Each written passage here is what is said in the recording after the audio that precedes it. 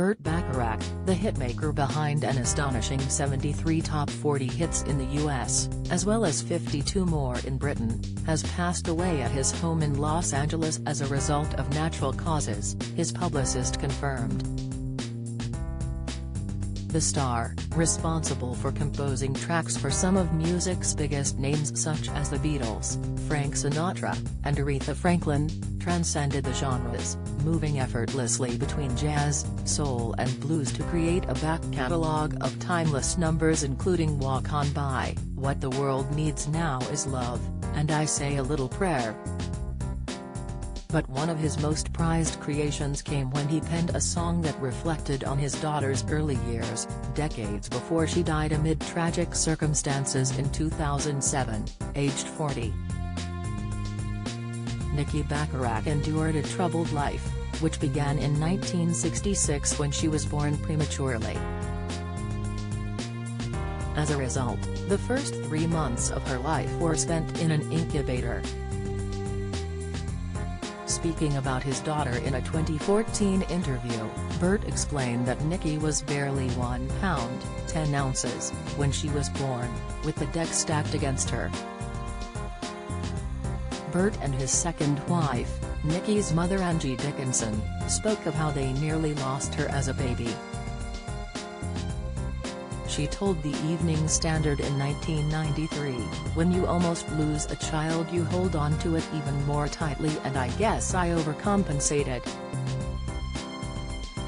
I spoiled her badly."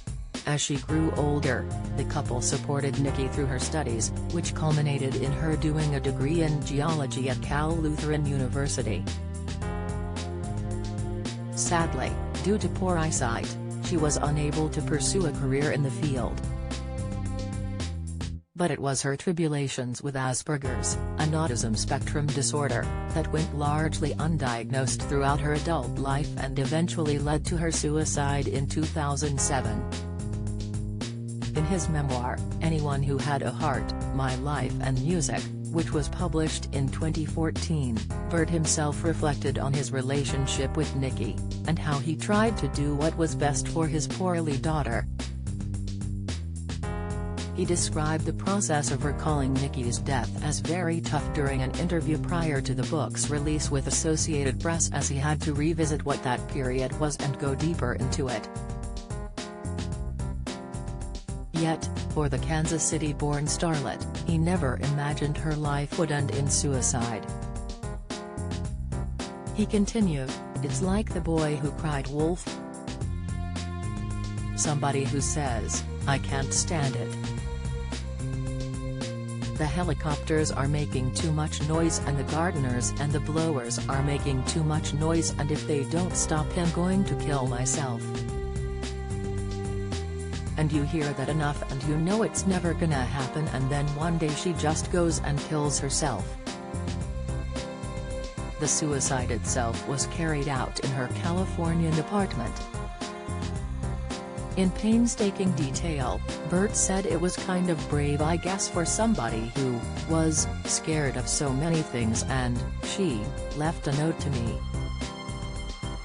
Upon reflection, Burt began to believe warning signs were evident in Nikki's behavior in the build-up to her death. He had hoped because she enjoyed a strong bond with Angie that she might not actually take her own life.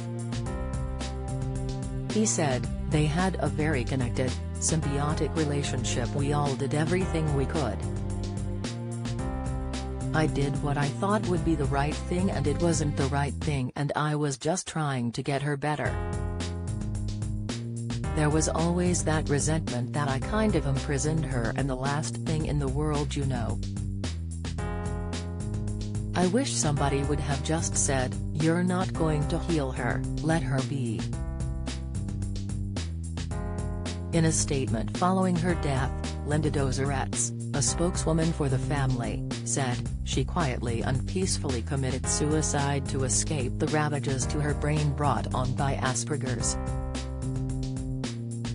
She loved kitties, and earthquakes, glacial calving, meteor showers, science, blue skies and sunsets, and Tahiti.